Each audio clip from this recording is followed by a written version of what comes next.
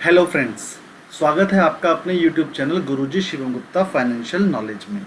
आज हम आपके सामने लेकर आए हैं जिस कंपनी के बारे में आप सभी जानते हैं, आईटी की दिग्गज कंपनी टीसीएस एंड इन्फोसिस।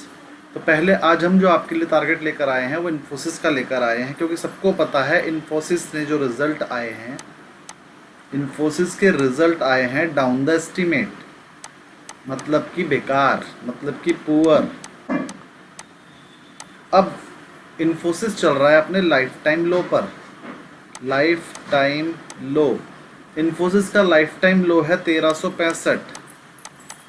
अभी करंट मार्केट प्राइस है उसकी 1189, यानी कि वो अपने लाइफ टाइम लॉ से सिर्फ 25 रुपये, 2% दूर है, 2% दूर है। इन्फोसिस का एडीआर दिखा रहा है वो $17 से टूट कर आ गया है $15.1। इसका मतलब हो गया लगभग $1.9 टूट गया। $1.9 टूटने का मतलब 11% टूट गया। तो इन्फोसिस का रेट स्टैंड 1389 और लाइफ टाइम लो है उसका 1365, यानी कि सिर्फ 2% नीचे। अब 2% नीचे है, लेकिन जो उसका एडीआर है इन्फोसिस का वो $17 से गिरकर आ गया है $15.2 पर, लगभग 11% डाउन एक दिन में। तो 11% डाउन होने का मतलब है कि इन्फोसिस का शेयर भी लगभग 11% गिरने के पूरे चांसेस हैं। यानी कि अगर वो अभी 389 पर है और वो 11% गिर जाए तो 11% लगभग बैठेगा 150 रुपये।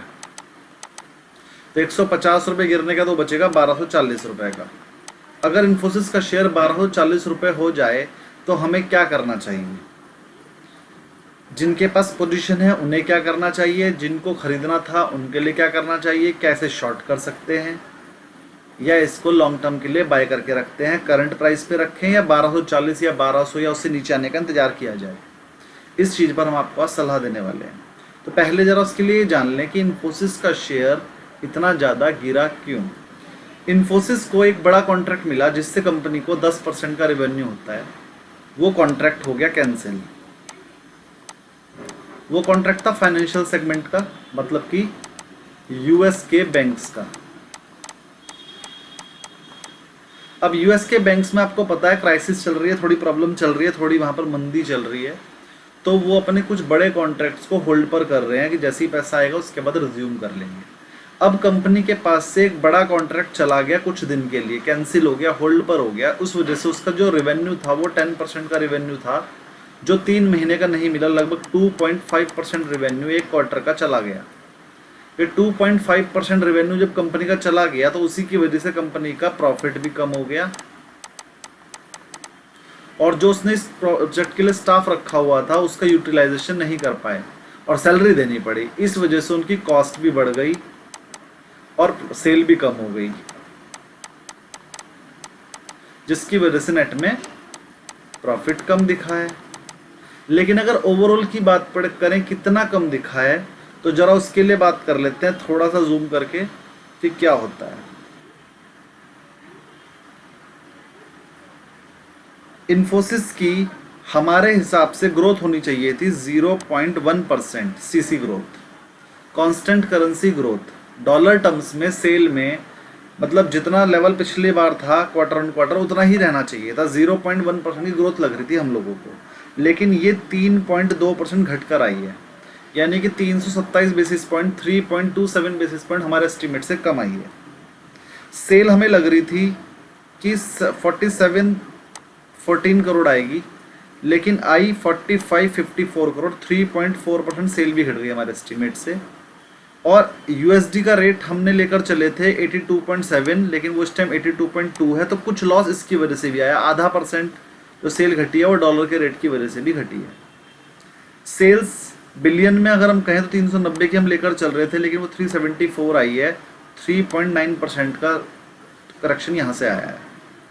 ईबीआईटी मार्जिन जो हम 21.5% लेकर चल रहे थे, हमने बताया कि स्टाफ की कॉस्ट बढ़ गई है। वहाँ पर स्टाफ की कॉस्ट इसलिए बढ़ी कि कुछ कॉन्ट्रैक्ट कैंसिल हो गए, लेकिन उस कॉन्ट्रैक्ट को परफॉर्म करने के लिए जो स्टाफ रखा हुआ था उसकी सैलरी तो देनी ही पड़ेगी। तो स्टाफ कॉस्ट बढ़े रहने के कारण हमारा जो EBIT मार्जिन है वो कम हो गया। जो हमने एक्सपेक्ट किया था कि 21.5% पे रहेगा वो रह गया 21% पे, आधा परसेंट से लगभग 42 बेसिस पॉइंट से ये भी कम आ गया। पैट हम मानकर चल रहे थे 65 करोड़ से आएगा, जो कि 61 करोड़ आया, 5.7 5.5% से लगभग ये भी कम आया।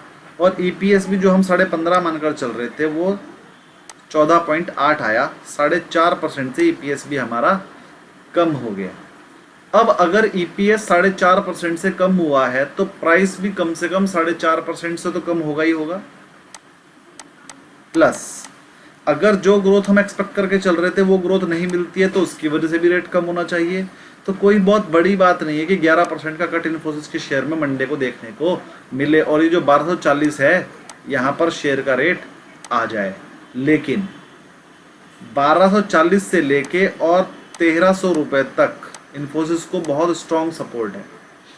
तो ऐसा भी लगता है कि अगर 1300 के नीचे आता है तो वहीं से बाइंग एमर्ज हो जाएगी, और 1240 से नीचे जाता हुआ तो ये लग ही नहीं रहा है, शायद 1-2 मिनट के लिए भी ना आए, और अगर आए तो बस वो आपको दिखे ही ना, बस आपको लो ही लगा हुआ दिखे 1200 1240 जो भी लगेगा, लेकिन वहाँ से कवरिंग आ जाए। बहुत ज़्यादा प्रॉफिट होने की एकदम से उम्मीद हमें नहीं लग रही है, लेकिन अगर आप इसे नेक्स्ट क्वार्टर तक रखते हैं और नेक्स्ट क्वार्टर तक हमारा जो कोई भी बड़ा कॉन्ट्रैक्ट इन्फोसिस को मिल जाए तो ये अपना पिकअप कर लेगी, क्योंकि बहुत ज़्यादा नहीं कटा है, सिर्फ आधे % का EBIT मार्जिन कम हुआ है, सेल कम हुई है थोड़ी सी, एक बड़ा कॉन्ट्रैक्ट कैंसिल होने की वजह से। वो बड़ा कॉन्ट्रैक्ट वो कोई और भी ले लेंगे, कॉन्ट्रैक्ट्स की कोई कमी नहीं है, बस वो अपने एम्प्लॉयज़ के हिसाब से कॉन्ट्रैक्ट लेते हैं, जितने एम्प्लॉयज़ फ्री होंगे, क्योंकि यहाँ सर्विस देनी पड़ती है तो एम्प्लॉयज़ की रिक्वायरमेंट पड़ती है, जितने एम्प्लॉयज़ होंगे उतने ही कॉन्ट्रैक्ट लेते हैं, जब एम्प्लॉयज़ नहीं होंगे तो एक्स्ट्रा कॉन्ट्रैक्ट्स नहीं लेते हैं। अब अगर एक कॉन्ट्रैक्ट कैंसिल हुआ है तो एम्प्लॉय फ्री हो गया, उसकी जगह पर दूसरा कॉन्ट्रैक्ट ले लिया जाएगा अपने मार्जिन के हिसाब से। तो 3 महीने में कैसे क्या होगा जरा वो देखते हैं। इन्फोसिस का जरा थोड़ा सा चेक करते हैं क्या है।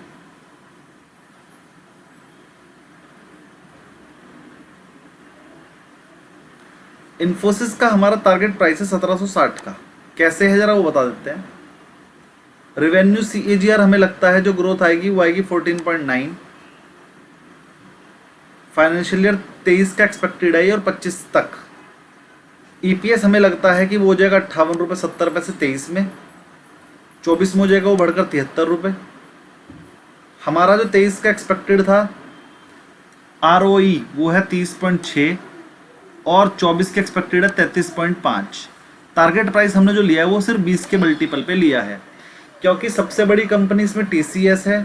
TCS को हमने मल्टीपल दिया है 25 का, उससे दूसरे नंबर पर आती है इन्फोसिस, उसको हमने मल्टीपल दिया है 20.5 का। HCL टेक को दिया हमने 18.5 का, 16 और 12.5 का विप्रो और टेक महिंद्रा को। जिस तरह से इनकी वैल्यू है उस हिसाब से PE मिलता है हर एक कंपनी को। तो ये आपके लिए नई बात है समझने के लिए कि जो सेक्टर की सबसे बड़ी कंपनी होगी उसको सबसे ज़्यादा PE मिलता है।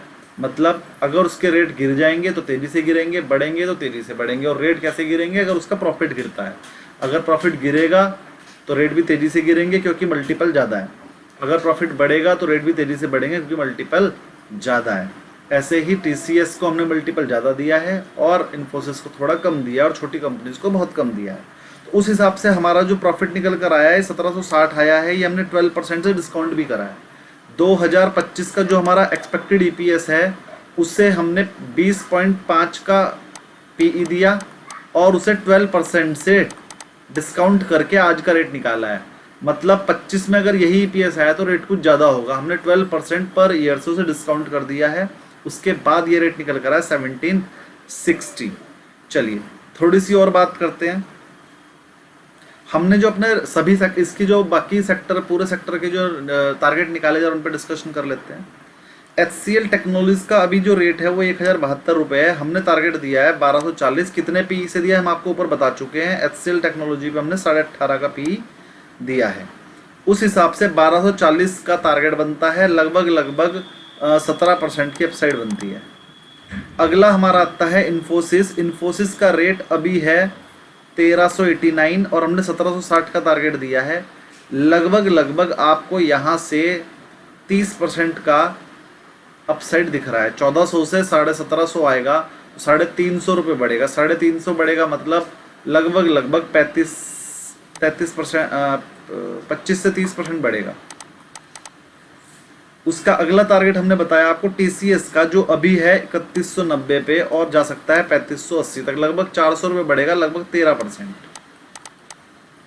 अगला टारगेट हमने आपको दिया है टेक महिंद्रा का, जो अभी है 1090 के आसपास और 1160 तक जा सकता है, 70 रुपये, तो लगभग 7%। और अगला टारगेट हमने आपको दिया है विप्रो का, जो अभी है 370 के आसपास, 440 तक जा सकता है, यानी 70 रुपये, लगभग 20%।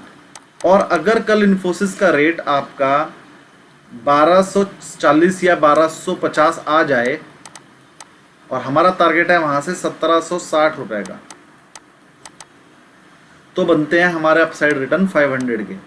500 का मतलब हो गया है लगभग 40%, यानी कि आईटी सेक्टर में सबसे ज़्यादा रिटर्न देगा इन्फोसिस अगर ये कल टूटता है। और अगर ये कल नहीं भी टूटता है तो भी ये आपको 25% का रिटर्न दे रहा है, जो पूरे आईटी सेक्टर में सबसे ज़्यादा है। तो आप अगर इसे साल भर के लिए भी होल्ड करते हैं तो हमें लगता है ये करंट लेवल से 25% का रिटर्न दे देगा। और अगर ये कल टूट जाता है और वहाँ से आप बाइंग करते हैं तो ये 40% तक का रिटर्न दे सकता है। तो हमारे हिसाब से 1300 के नीचे इन्फोसिस मस्ट बाई है लॉन्ग टर्म के लिए। तो आप इन्फोसिस के शेयर को ट्रैक कीजिए। कल इंट्राडे में ये 1240 तक टूट सकता है, उसका कारण हमने आपको बता दिया, क्योंकि एडीआर 11% गिरा हुआ है, तो कल के मार्केट में इन्फोसिस का शेयर भी 11% गिर सकता है।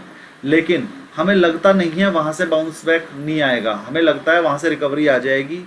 ये अगर ओपन ही नीचे गिर के हुआ तो आप इसे थोड़ा सा वेट कर सकते हैं या वहीं पर भी ले सकते हैं। 1240 से नीचे जाता हुआ नहीं लग रहा है, वहाँ से खरीदना बनता है और रिकवरी आएगी। लेकिन कल के सेशन में ही रिकवरी आएगी या परसों के सेशन में रिकवरी आएगी ये हम नहीं कह सकते, कितनी आएगी ये हम नहीं कह सकते, लेकिन इसे खरीदना बनता है, वैल्यू बाइंग बनती है। शॉर्ट टर्म ट्रेडर को निकलना बनता है, अगर कॉल पुट में काम किया है तो वो जीरो हो जाएंगी, अगर आपने फ्यूचर होल्ड किया है तो उसे होल्ड करना बनता है, क्योंकि कल ये इतना नीचे खुलेगा आप इसमें से लॉस बुक नहीं कर पाएंगे, और ज़रूरत से ज़्यादा नीचे खुल जाएगा तो वहाँ तो बाइंग बनती है, लॉस बुक करना नहीं बनता है। तो अभी हम पुरानी पोजीशन को होल्ड कहेंगे और आप एवरेज भी कर सकते हैं। और न्यू पोजीशन के लिए बाय टारगेट है 1300 के नीचे, 1300 के नीचे ही बाय टारगेट है, 1240 तक ही आ सकता है। 1240 से लेके 1300 तक ये कल के सेशन में आपको मिलेगा, तो ये बाय कर सकते हैं आप 6 महीने से 1 साल के होरिजन के लिए। टारगेट प्राइस 1750 से 1760 जरूर मिलेगा आपको ये टारगेट, क्योंकि कंपनी में कोई प्रॉब्लम नहीं है, उनका सिर्फ एक कॉन्ट्रैक्ट कैंसिल हो गया, बड़ा कॉन्ट्रैक्ट था, उसकी वजह से उनके फिगर्स थोड़े से ऐसे आ गए, सोचना पड़ रहा है। अच्छा प्रॉफिट आएगा नेक्स्ट सीरीज़ में तो आपको मिलेगा। तो आप हमारे चैनल पे बने रहिए, सब्सक्राइब कीजिए, शेयर कीजिए। Thank you very much.